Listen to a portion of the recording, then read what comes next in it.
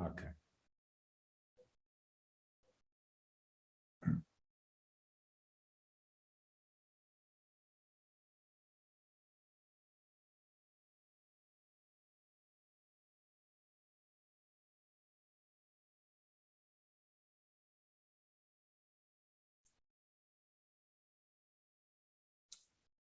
So just relaxing into movement. It's much, in a sense, it's much easier to relax into movement than it is to relax into stillness. Because basically, as soon as we become still, the mind starts moving, mind starts wandering, thinking to itself. That is our curse, really. Our curse is that we are full of ourselves.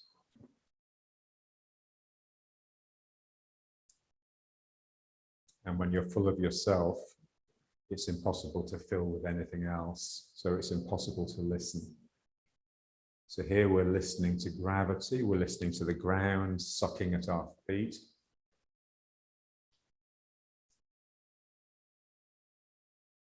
So it's like a listening that is just so sort of intense and vigilant, it's almost causing what it hears.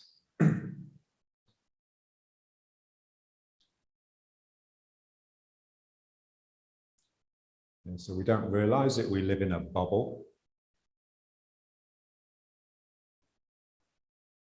I love that image that Lawrence had. You know, he says we're all walking along with an umbrella, and inside the umbrella, we're painted the firmament. And so what we're actually experiencing is our own idea of things, not things in themselves.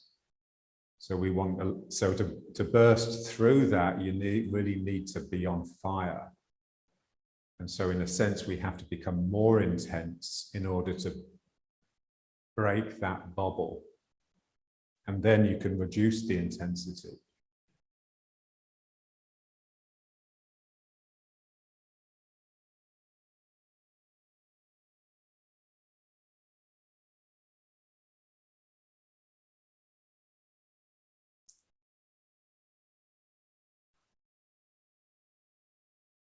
Okay, so just feeling our two modes of motion.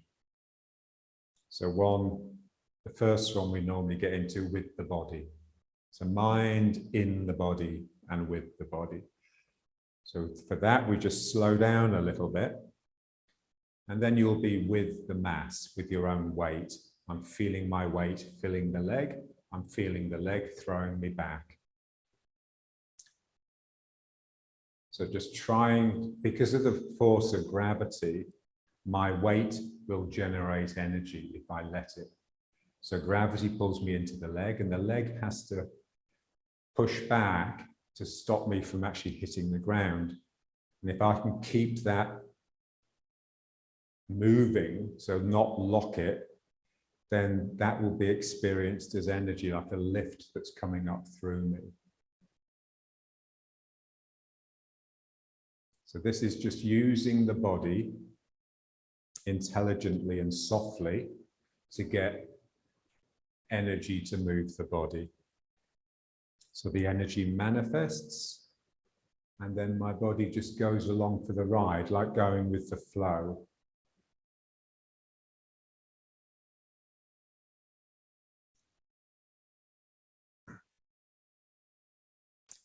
And we just want to feel that flow as being something that's very not under our control. We're sort of stimulating it, but we have to listen every millimeter of the way. We can't take it for granted.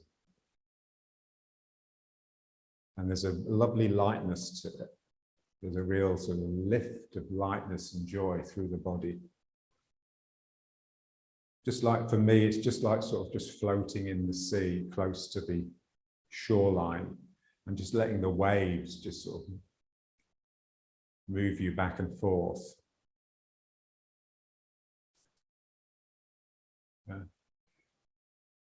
And every now and then there's a big wave that splashes you and wakes you up so that you don't get lulled into like a sleepiness.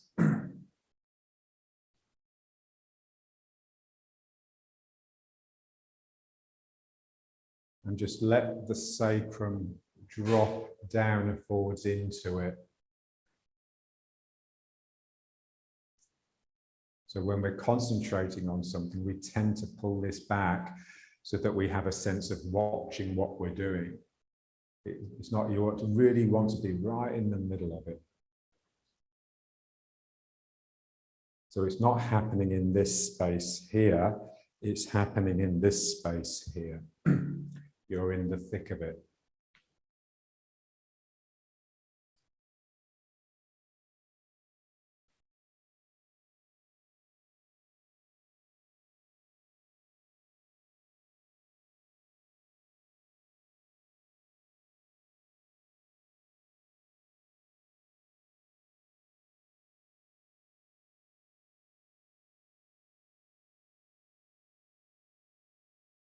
And we just relax into it, just relaxing into energy.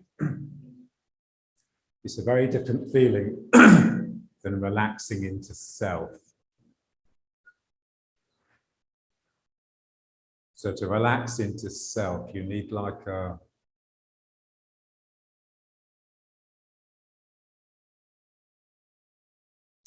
just a sense that you're in control. Yeah, so basically, for me, nowadays we're just all control freaks, yeah? And we really believe that because we can control our environment and our lives, that makes us better people, and it doesn't. If anything, it makes us worse because we're weaker, because we're not allowing life to test us and build a natural strength, yeah? So here, this is really much just sinking into the leg, and the leg just throws me back. So it's like a natural resilience we're trying to encourage.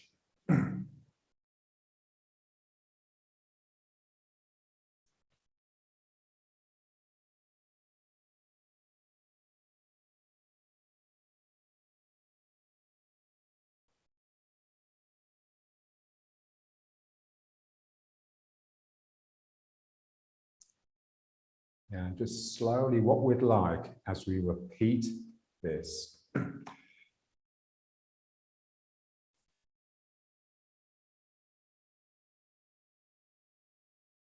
is that it gradually shifts into something that's gradually getting more real.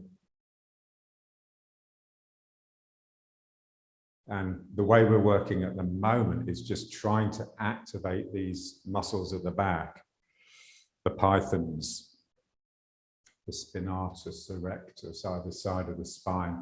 And so as you move across here, there's a sense that this muscle is sort of pulling you into it a little bit, yeah? So there's a slight turn, but it's not a turn of the hips. So what we want to do is get away from turning the hips because it's just weak and wrong. So it's not this, I'm not doing this to do.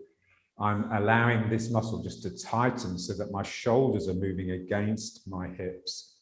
So those muscles are twisting the spine rather than turning the hips. So whenever they mention the hips in Tai Chi, it's always loosen the hips. It's never turn the hips, it's always turn the waist.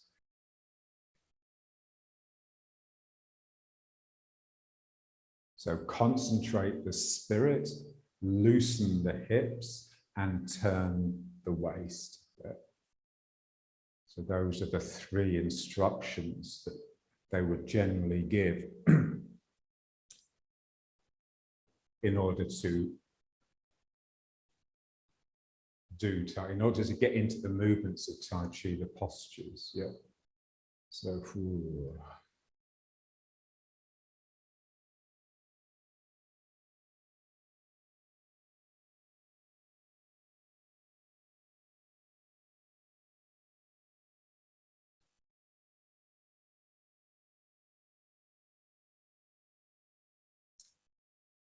and we just want to feel those muscles in the lower back as very much being connecting muscles. muscles that connect my legs to my arms.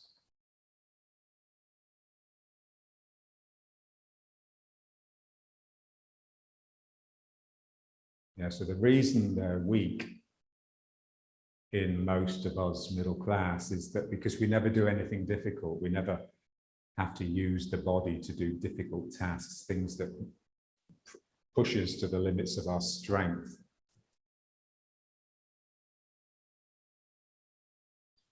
So we don't need to be any more than arms and legs. We don't really need a torso other than to contain our organs. So here it's that those muscles are really, so the largeness of Tai Chi, the sort of the roundness, the big circles, we want them to really come from those muscles. It's not just me turning my hips and doing large sweeping movements. It's here that muscle tightens and it creates this net, like you're throwing a net over things. Something is coming out of you, and just like a fisherman, it's a beautiful image, yeah? You see them fishing, sometimes you see them in the river in Tel Aviv. They just throw this big net out, and as it goes out, it spreads open, plops into the water, and then they haul it in slowly, and there's a whole load of fish in it.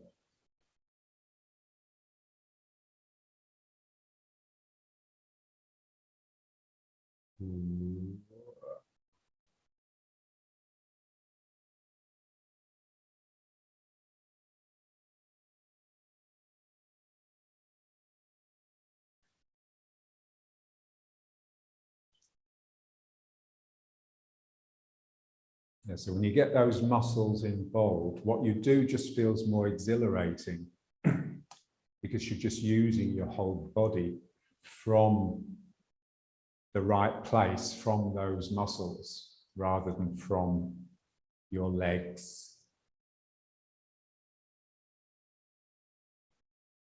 And just feeling the spirit, the mind that is in those muscles and uses those muscles. It's just determined and clear and just knows it can complete the task.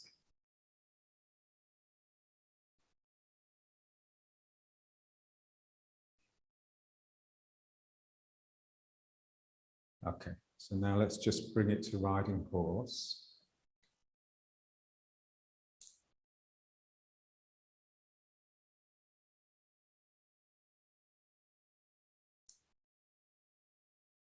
Yeah, so this is like a posture that you can just stand in and meditate in, but it's very much not the meditation of a meditator. It's the meditation of a martial artist who is aiming to become quiet inside so that he can better hear the environment that he's in. So it's not retreating into an interiority. That's what we have to be careful of. So the more you quieten down and settle inside, the more you come into the Dan Chen, the more you're sensing the environment that you're in.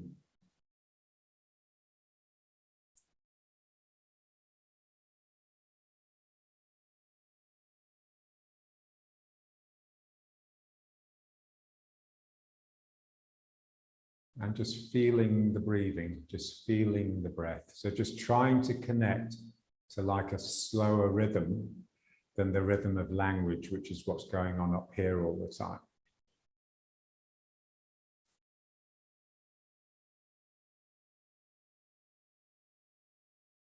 And so the problem with, because we're just not in the world properly. We're not in the world as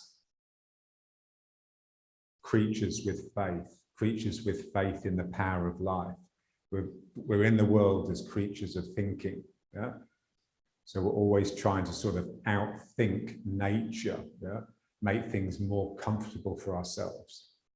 And that just makes us anxious. And what anxiety does, it basically makes your breathing quicker and shallower than it should be. Yeah. So now let's just get into the breathing.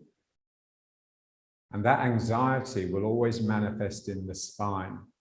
So the spine will just become a little bit crusty and stiff. Yeah, so we want to really link the breathing to the movement of the spine and just feel as though all the sort of stiffness is just falling away, and that will just allow me to take more air in and get rid of more air on the out breath. So this is our problem. We don't fill the lungs and we don't empty them either. So we've got a really narrow range most of the time.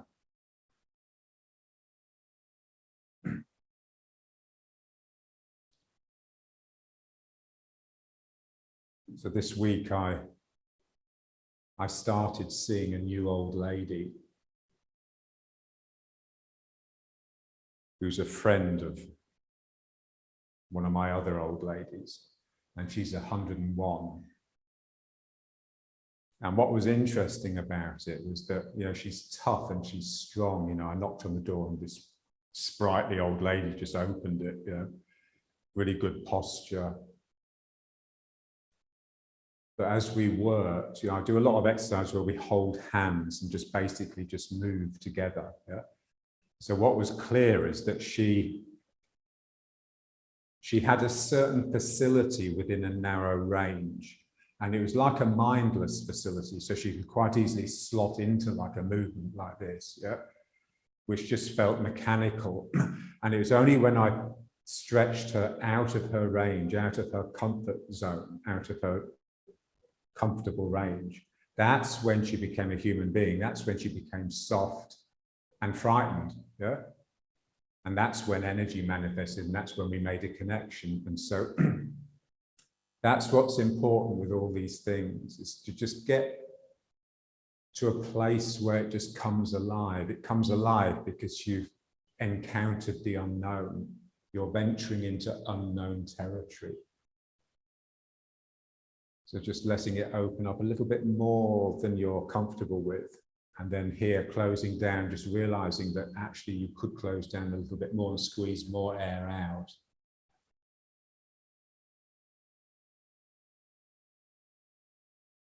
And just really feeling as though it's the movements of your arms and your spine that's actually doing the breathing, not your diaphragm.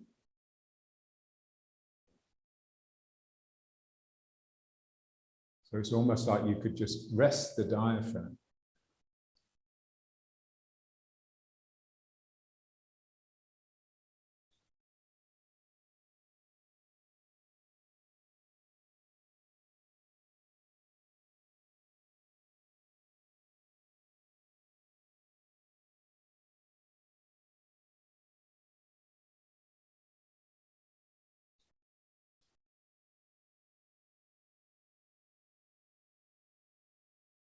And there's always a sense, you know, when you're pushing yourself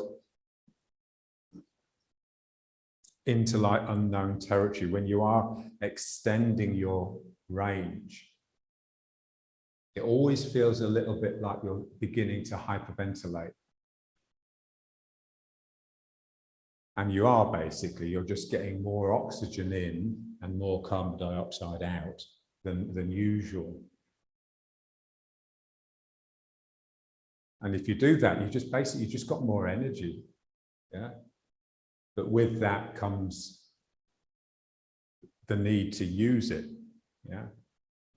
So a lot of us live these really sort of enervated lives.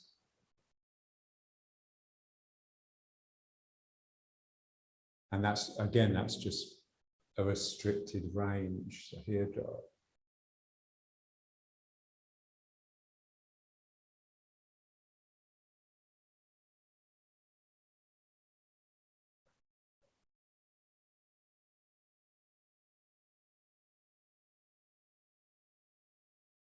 So really, you really need someone with you really doing this, because it's very difficult to feel yourself where your spine is being reluctant to move. Where if someone was standing here, they'd just see it instantly and could just put their hand there, and then suddenly my attention would be drawn to that place and it would move, yeah? It's like our dead spots You know, they're just completely invisible to us. But it's normally right at the back, you know, where your bra would fasten, assuming you wear one. I left mine off today. So just here, there's something has to pull in, and that will just get this to really lift. Yeah. So that's the spot. So basically your heart should really face upwards. It's like a flower that's searching for the sun. So here, I just pull in here. And this, there's always a sense that the heart is almost coming out of you. It's lifting up. This is what we want.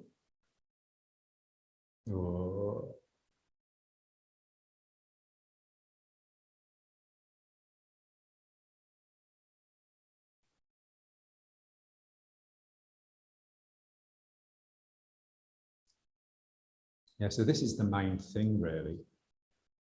You know, this exercise and just variations of it, because you can feel that, you know, that lift is really just these thick muscles at the back just tensing up in order to project something upwards, yeah, like a beam of energy that you're sending up to the heavens.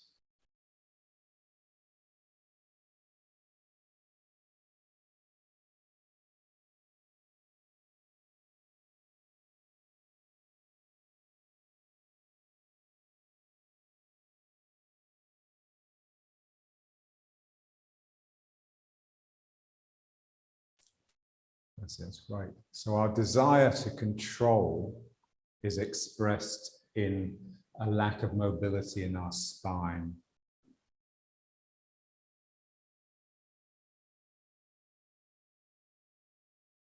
Okay, so let's just bring it back.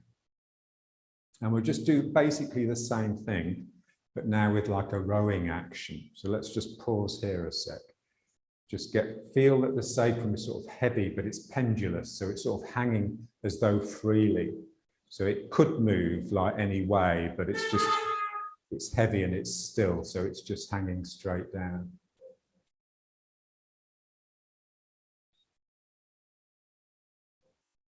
And this just has a sense of sort of just being open. You know, so we do tend to close this, you know, so we can keep it to ourselves. And that's really not right. I came across a website once. I love old photographs, yeah. And it was a website of like old soldiers from the American Civil War. I mean, they were young, but they're old for me now. And so taken in like the 1860s, you know, so like photography was only like 15 years old. And what struck me was just what marvelous postures they all had.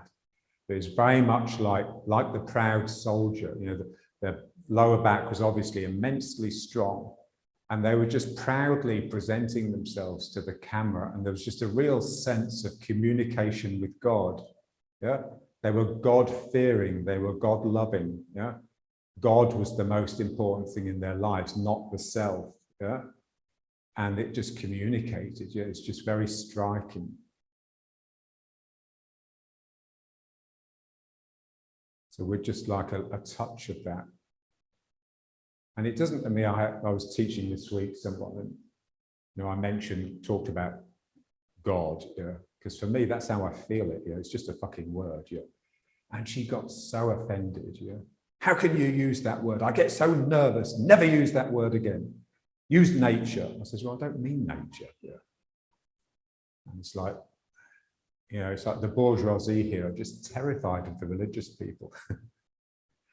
They sort of have nothing but contempt for them, but deep inside there's a real fear, because the religious people have better energy. It's obvious that they're getting something right that the other people, that we are not. Yeah. And it's just this, they're a channel. You just get a sense that, you know, when they present them, you know, they're walking along like they're being driven. They're always walking really quickly. And they look at you, and shalom, Shabbat shalom, you get a blast of energy. Yeah.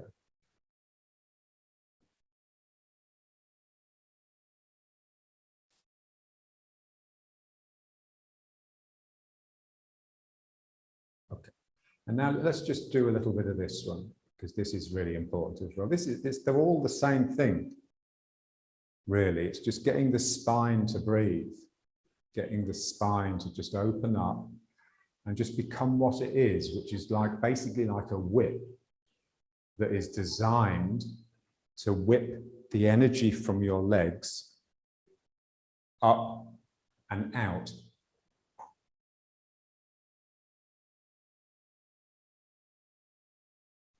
And the most natural place for it to go is upwards. So we have to work quite hard to divert that upwards to outwards. Yeah? So that requires a different use of the body. Yeah? So here, just bringing it all in, almost collapsing the spine. So really let it be in the spine, and then just using those muscles in the back, but also all the way up the spine.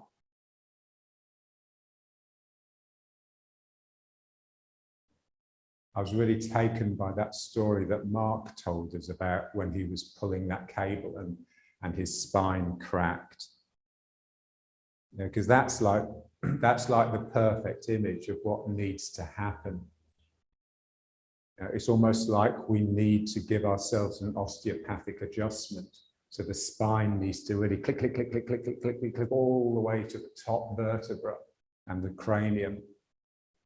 So each time we do this, there's almost a sense that you're sending a ripple up the spine that's cleansing it and straightening it and clearing it. And then you can just get more oxygen into yourself. More of the room comes into you. So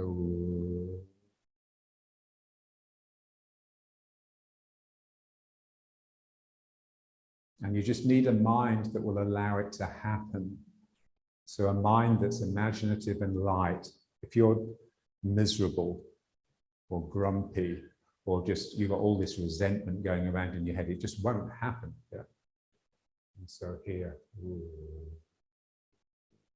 and it just almost explodes. And I just have to try not to let my body come up as my arms come up. Yeah? So here, if anything, I'm sinking here. And then I just keep the root, I keep the connection with the ground. The ground is like an infinite source of energy. So if I can stay connected to it, then in a sense, my own energy is infinite. This is what John always used to say. Oh.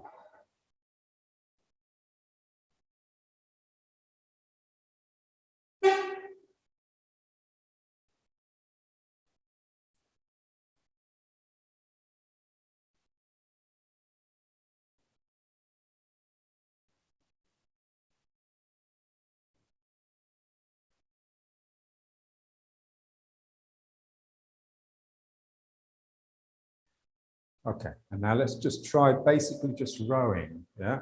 But with a slight sort of adjustment. So here, just reaching forwards with your hands, really letting the spine bow. And then just twisting the hands so your palms would face up, but making fists and pulling your elbows right back as though you're trying to touch your elbows together at the back. And then the other way.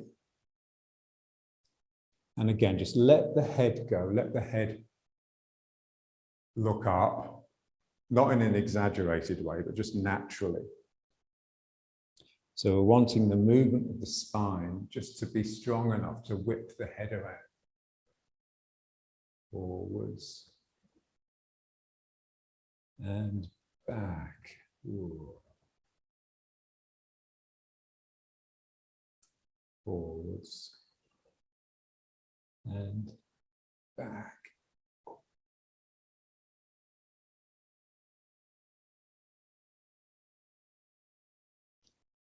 Yeah, so here, the action of the spine, you know, the pulling back here of the spine actually draws the arms in. So normally when we whip the spine back, it throws the arms out. So this is just like an alternate action.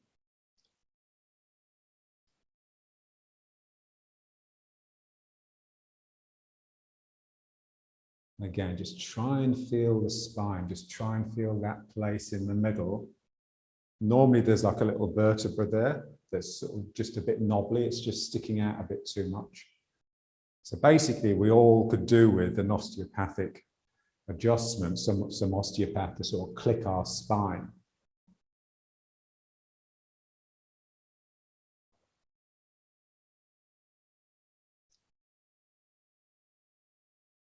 So just feel the muscles in the back. Yeah. So here you're stretching them so that here any tightening will just move the whole body. Yeah. So here, just keep your mind. If you keep your mind in those muscles, then they will be responsible for the movement. So we want the movement to originate in the pythons. And the last place it gets to is the hands. Yeah. So the hands are the last thing. Ugh. And it always feels very different. It's almost like the hands just become almost lifeless because they don't need to hold on. Ugh.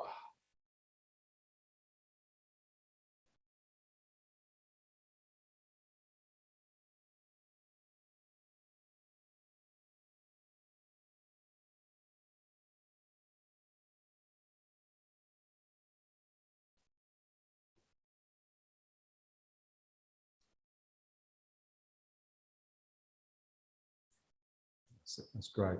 So it's a really fine line with this sort of work. It's like, if you don't work hard enough, you won't push it into the unknown. But if you work too hard, it will just get a bit tense. So it's a real fine line.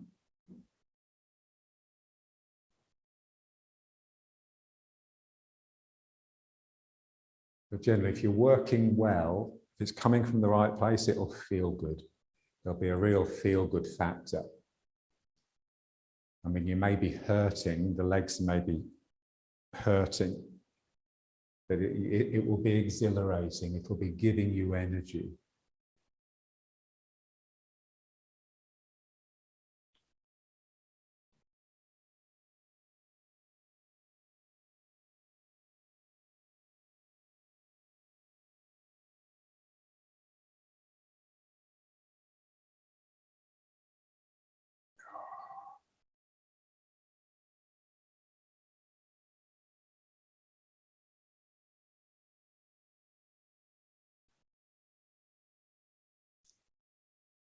That's good. So as we do an exercise like this, there should come a point where you're just beginning to feel just how incorrect it is to have both of those thick muscles in your lower back doing the same thing at the same time. And so there should be a sense that one wants to go a little bit before the other. They're always twisting and turning and writhing like two pythons, two snakes. They're not a machine. Each one may be a machine, but together they're always a little bit wobbly and going out of phase.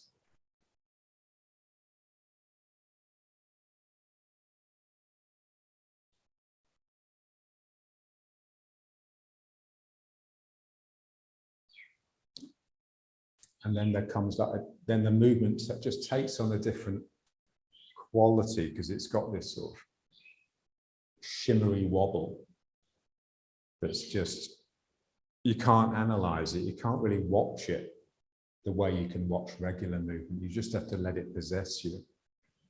Let it become part of you. So you become the movement rather than the observer watching the movement. This is very important.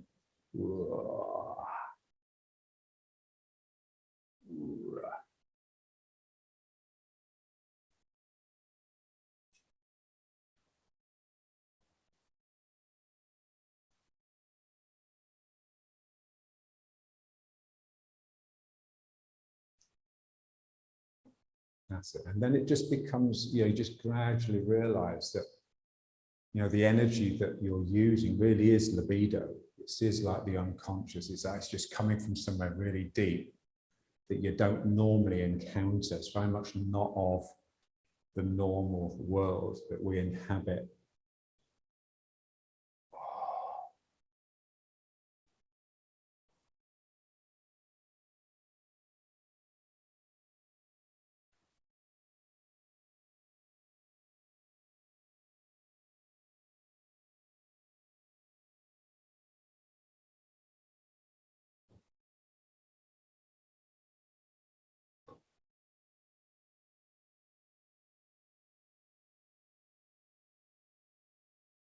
Yeah, so when you let it go, where does it take you? Yeah, so when you let it go, you often find it almost goes completely out of phase. Yeah, and that's what you want. Because basically any description of what's happening is never quite right. Any description will always hold you back. You've got to just let the energy take you. This is what John was really adamant about. Yeah? So here I'm pulling in to get the hands in now. So it doesn't matter, yeah? Once you're coming from the right place, you can just let it switch and change.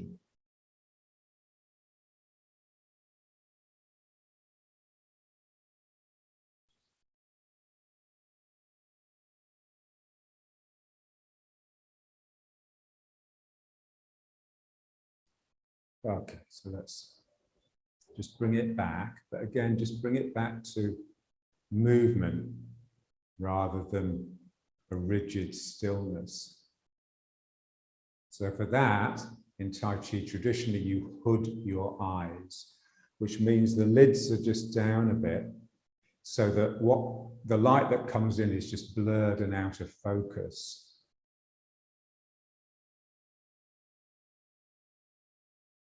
And then the movement just doesn't upset you.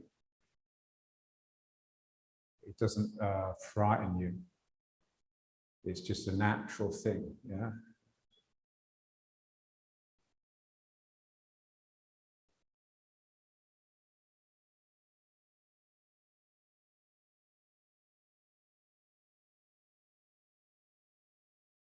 Okay. And now let's just see if you can do this. We don't have to do it if you can't. We're just going down until the hands touch the ground, but not squatting. The hands don't have to touch the ground, just go down. And then we want to come up basically by just throwing the head back. So I throw my head back and I let my legs power into the rising. Yeah. So basically what I want to do, I want to come up because I've activated these muscles, not because I've activated the legs. Yeah. So these muscles here, yeah, the muscles in my lower back, they are responsible for throwing my energy up and out. And my legs are responsible for feeding that and for moving me around. Yeah? So it's not as though I'm pushing up this heavy body. I'm throwing my energy up and my legs are just following that in a natural way. So you don't need to go all the way down. So just go down. Don't lean forwards too much. And then just throw the head back. Just throw the head back and just let the legs just straighten into that. Yeah. And then down again. And then again, just get the head to, so just really feel that you're coming up from those muscles. So this is really throwing the energy, throwing the spirit really. And up I come.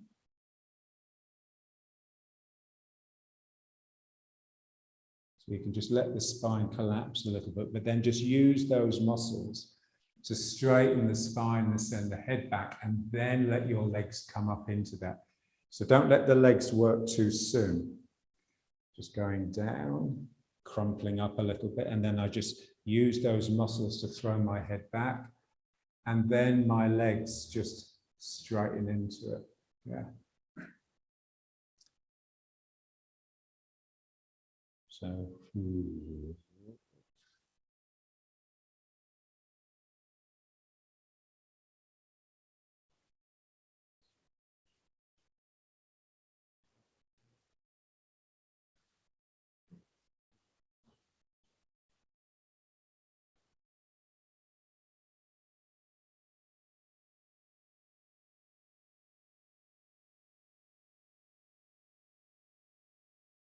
That's it. That's great. That looked really good. So it's just important not to push the body up too soon with the legs, because then you get this real sense that you're almost sucking something out of the ground with your legs, like a siphon, you know, because you've got energy coming out of your heart and your head. It sucks through the legs, but the legs really need to stay down as long as you can to keep the root, to keep your connection to the source in the ground. So my back, my back, my back, my back, and then, oh.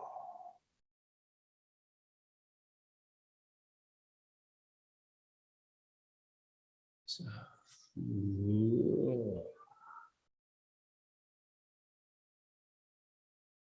okay, so one more. Down.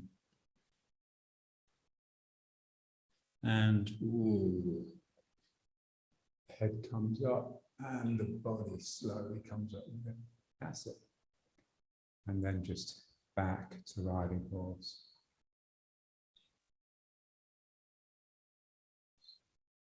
Yeah, so we just want to feel these muscles as being like really thick and dominant. They should be the most active and the most dominant muscle in the body.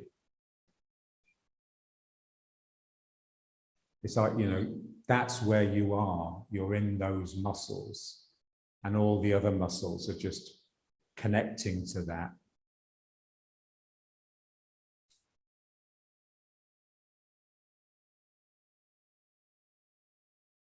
So, you know, when you watch like a tiger or a lion prowling, you know, because they've got so much strength and power inside them that they're having to really keep a lid on, because they're hunting. You see, when they move, it's like it's all coming from the spine. Yeah, the legs, they've just got too much muscle on for them just to do this. Yeah, they wouldn't have the right control. Yeah, so they need to control it with the muscles in their back. So they'd be, you know, so they'd be using those muscles to do everything. Yeah, because that's where their spirit is. That's where their desire, yeah, their desire to act lives. Yeah. So we've brought it all up to here. So we control everything that we do. And so we put these to sleep. We never really use them in anything other than a slave-like way. And then when we do use them, we're just clumsy with them. Yeah. So when you see someone like an oaf, yeah, I love that word. Yeah. So someone that's just clumsy, they've got good energy and they're strong, got a lot of power, but they're just clumsy. Yeah. Because there's no finesse that's being developed through using the body as one unit, activated from these muscles.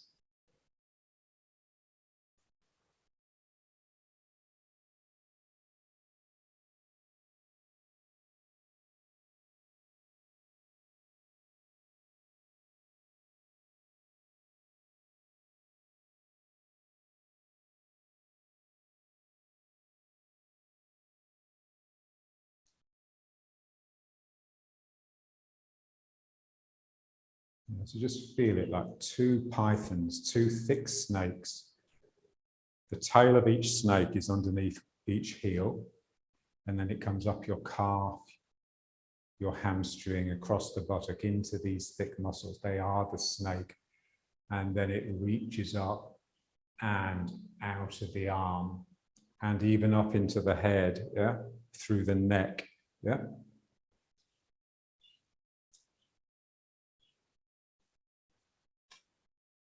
So like the fattest part of the snake is the middle, whereas if you have the image of the whip, it's the end of the whip that's thickest, yeah? So in a sense, the end of the whip is here, and our legs are just the roots of the tree that have extended into the ground. So the ground really starts here, at the juncture between your upper and your lower body. So these muscles have to be strong enough to whip the energy into the hand and out, And they also have to extend far enough to get into the ground, so they have to go through the legs.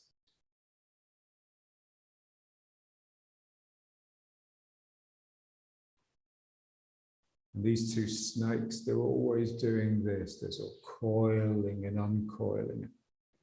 There's always an element of play.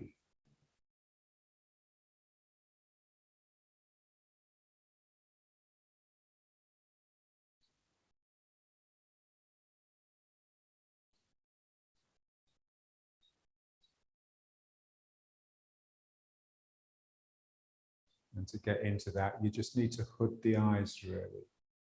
You know, we just don't realize how much our eyes lock us. Yeah? So this is, I think, you know, one of the reasons John's Tai Chi was so good is that because he was basically blind. Yeah? So he didn't, you know, so often, you know, when he would demonstrate like a posture with like one of the kicks or something, he'd often topple. Because if you've ever tried just standing on one leg with your eyes closed, it's very difficult because we just lock ourselves with our eyes onto this stable environment. So we want so much movement within us that it destabilizes the environment. So it's as though everything in the room is moving. It becomes almost sort of psychedelic, yeah? Everything's moving, everything's changing shape. Like a hall of mirrors, yeah, where everything is being distorted. And that's the way it should be.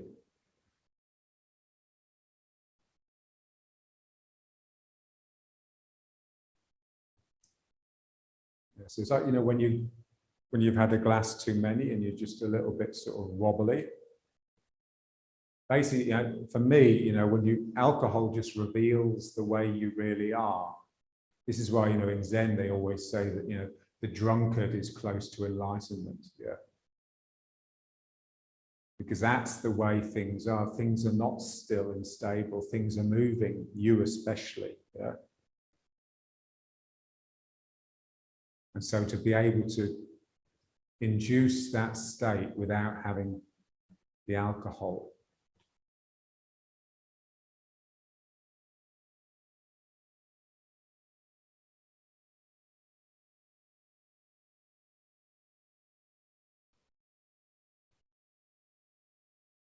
Okay, and now let's just turn it.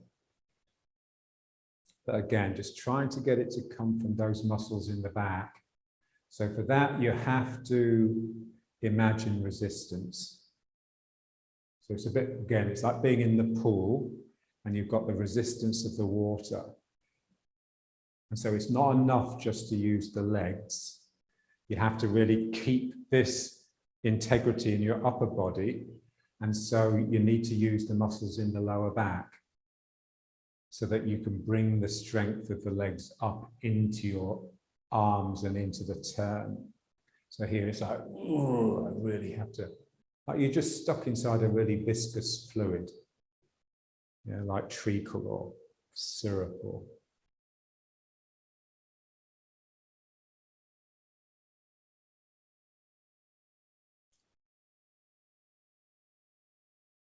even oil. Yeah, think of this, sort of the quality of oil, unctuous. So a slippery, slidey quality. So, ooh. So the movement, that's it, that's great. So the movement really starts in the back, but you can really feel how it's just activating the leg and the foot. So you really need to stay sunk. Otherwise you'll lose your purchase on the ground. And you just need to really mean it. So it's got that sort of determination.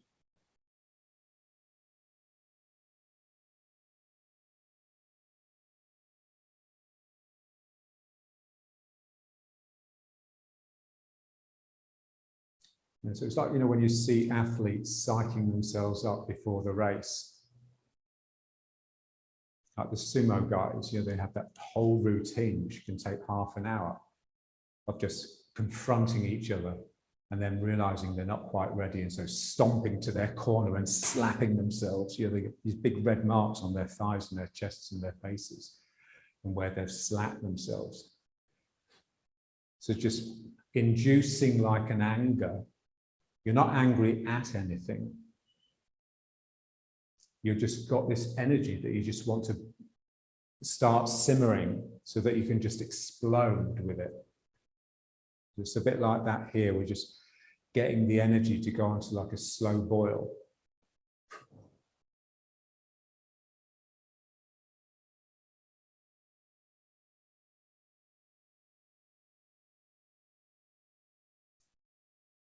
That's great. So just feel the arms. So the arms really keep you in the middle.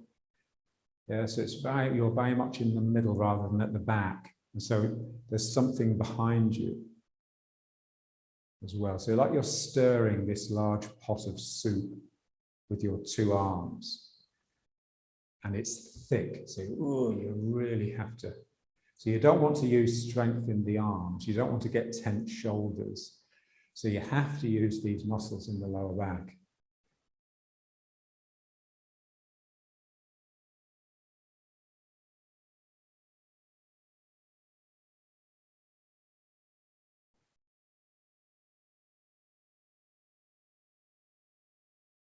And you can just feel it as soon as you start thinking to yourself.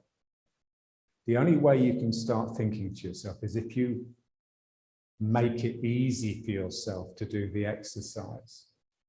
If you do the exercise in a way that doesn't require the same intense concentration. If you do that, then your mind can wander. So if you're doing the exercise correctly, your mind can't wander. So all these years, basically, we've been doing everything wrong.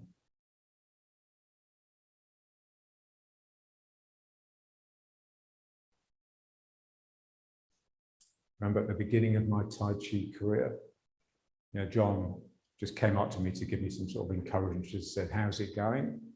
I says, "Yeah, I love it, but it's really difficult, you know, just remembering the postures and everything, you know." And he just said, "Yeah, I know," he says, "but this is the easy stage." He says, "It's when you know the postures so well that you can do them in your sleep. That's when it gets difficult, because that's when you go into automatic and this just starts thinking to itself all the time." So we're always having to find ways of just making it difficult in a way, forcing us to have to put everything into it. Yeah.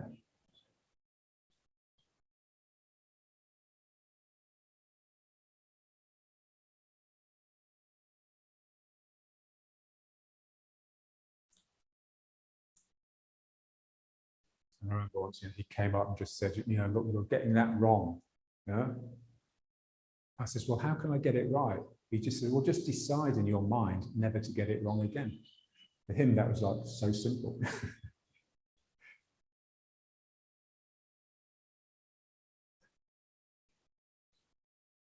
And it's like the same thing here. You know, once you discover these muscles, it's like any other way of doing it just doesn't bite. Yeah, it just, you can tell that you're letting yourself down. You're taking an easy way out. It's too polite. So here you just.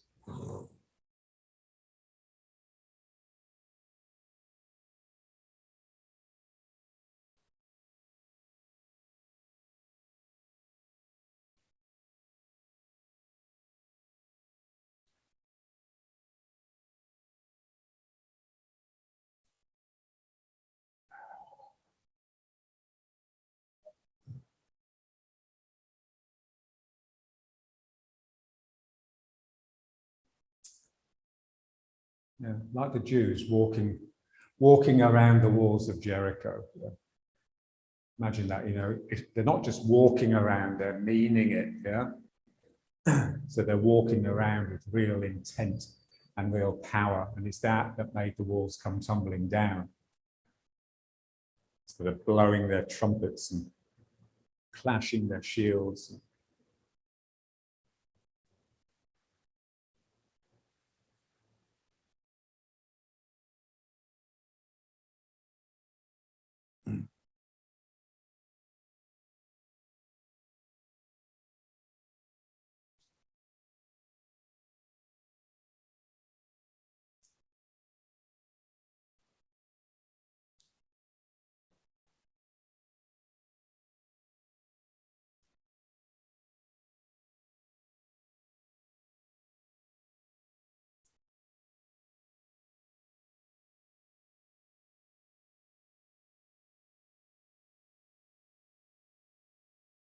So poor old Moshe wasn't allowed to enter Israel.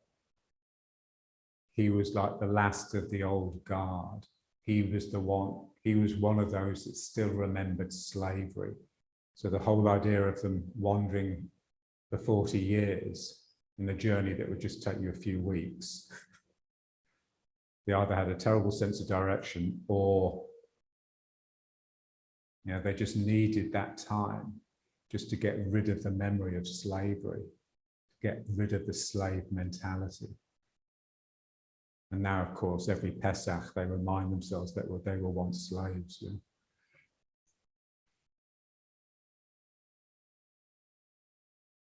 Yeah, so just settle into these muscles.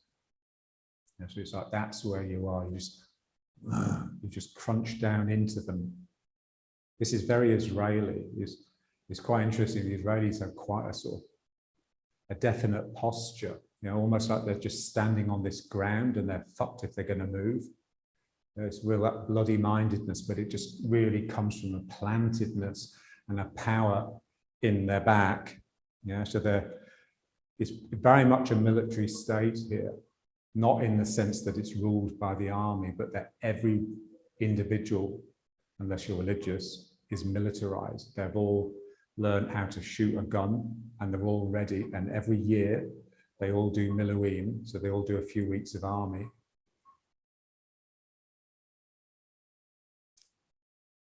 So when they hear the call, they take up arms, and lay down their life, for Eretz Israel, the land of Israel. Okay, and now let's just go back to the moving side to side, and just try and get into the spirit. So this idea that something is over here calling me. So just imagine someone calls your name and way, oh, hello. Yeah. So there's like a speed to it, but it's not a rushed speed. It's just, that's where your spirit is. Yeah. So you're being pulled and called rather than bouncing with your own energy. So it's very much an energy that's outside you.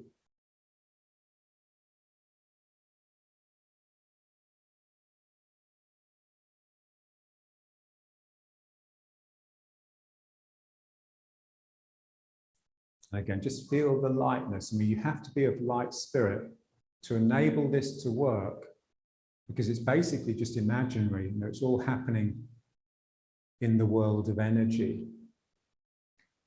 Because obviously there's not something really here that's that's strong enough to pull my body. So again, it's my mind. My mind is accepting the reality of spirit rather than blocking it, which is what we normally do. So here, whoa. So they liken it to like the butterfly or the little bird. There's like a little bird chirping. Well, for me, it's like Tinkerbell, in Peter Pan. And she's flitting around all the time. And if you're awake, then you just respond to that call. So, so you have to be really, really awake and just very light, really willing to respond. Way. And this is very much in the heart. It's very much of the heart, this, which is why it's so important.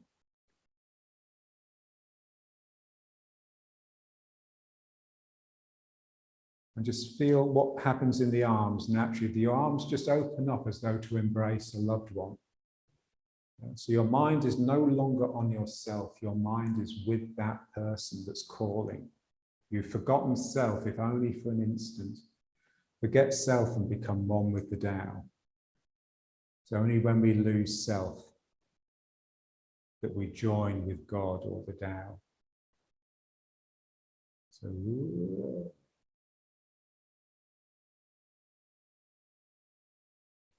I love this. I could do this all day. My students, they just don't feel it. They're too stupid. They're too stuck in their bourgeois lives. And we do 2 or 3 rounds of this, and they're already thinking what they're going to do when I leave, what they're going to watch on Netflix. Yeah.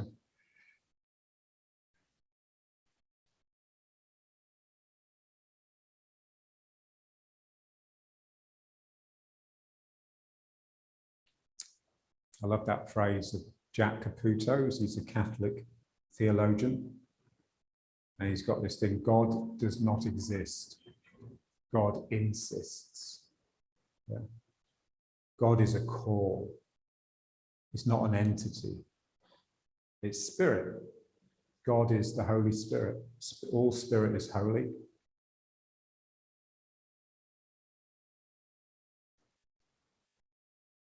So Thomas Keating, he was like a monk, and he put it beautifully. He said, basically, the Trinity, the Father, the Son, and the Holy Ghost.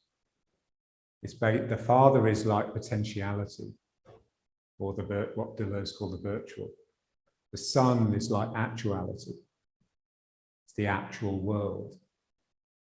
And the Holy Spirit is just the energy that allows that transformation, that allows the potential to become actual. And then the actual, it's not just this lumpen sort of object-laden world. Each object has real spirit. There's a God inside every object, but only natural objects. We have created a godless world.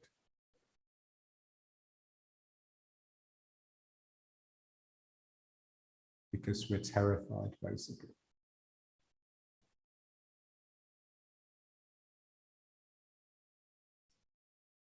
So we control everything now.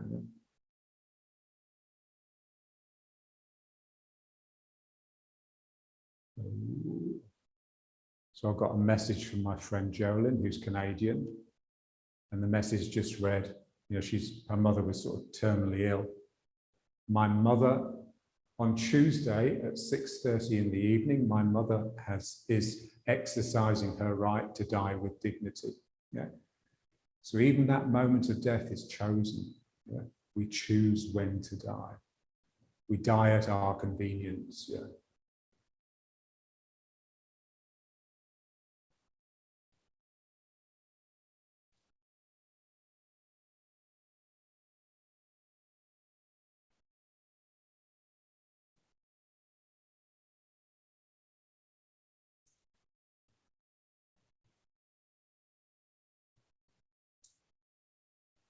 So it's like last night, we had a wedding. Ty's eldest cousin here got married, and Ronnie brought her parents up. They're both getting towards the end, yeah. And then the mother was in so much pain that she wanted to go home. And so Ronnie just said to me, would you take them? Would you drive them to Tel Aviv and then drive back again? And I says, yeah, sure, And I had such a good time just being with them, and just helping someone that really needs it. So just like, something that takes you out of your routine. I always say there's no better feeling than helping someone that really needs it. And there's no worse feeling than being used by someone that's selfish. Yeah.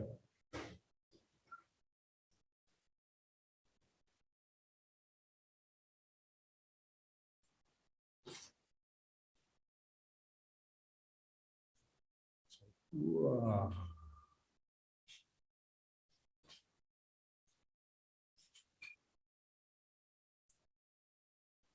So it's a call. It's a call for help. And someone's saying, help. And you just respond.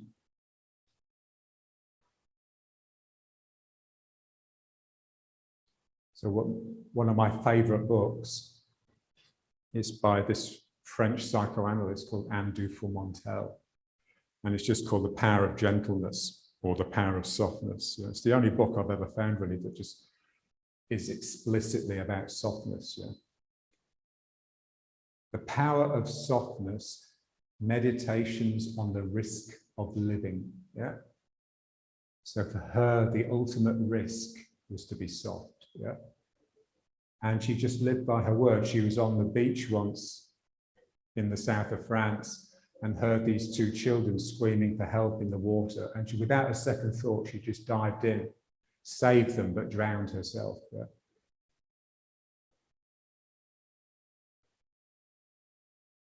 The age of 50. Whoa. Okay, so let's just bring it back.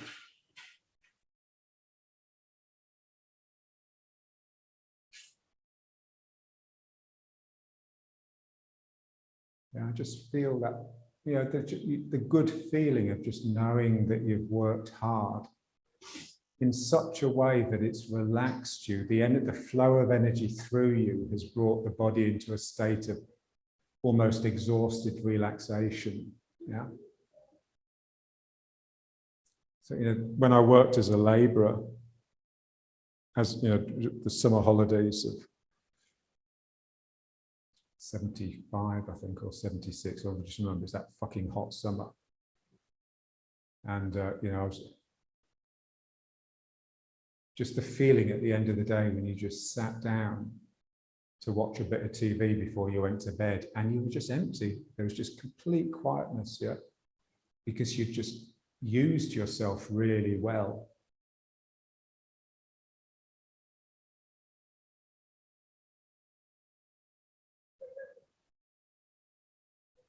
With that slight feeling of depression, because deep down you know you've got to do the same thing the next day. So there's a point where that sort of work just, it begins to get you down. That's when you need the Sunday or the weekend, just to really recover, let go.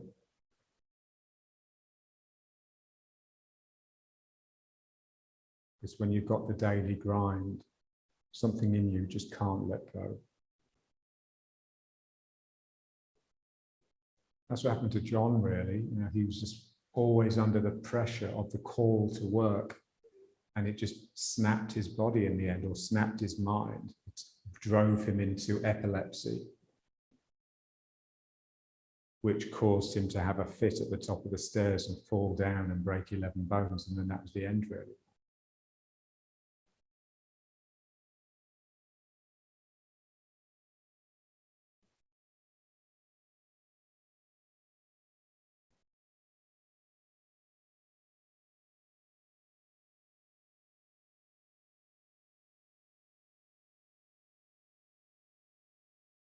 So let's just bring it up and just feel that this isn't a relaxation, it's like an intensification. You're just tightening that coil around yourself.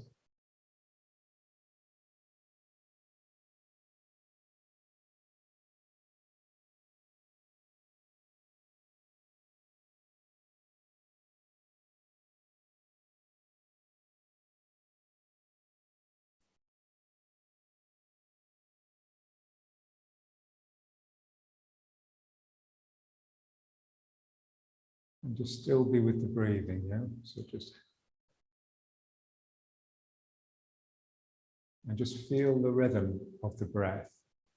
The rhythm of the breath, it's like, you know, you realize that it doesn't really depend upon the breathing. It's just like a rhythm that's just there in your body, and you can sort of even hold your breath and you'll still have this rhythm.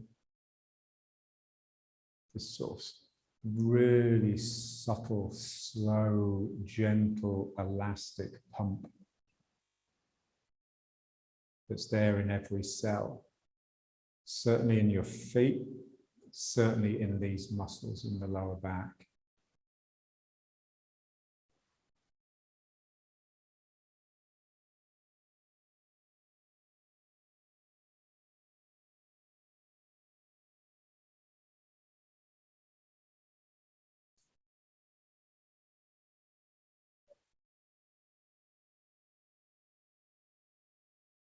Okay, great.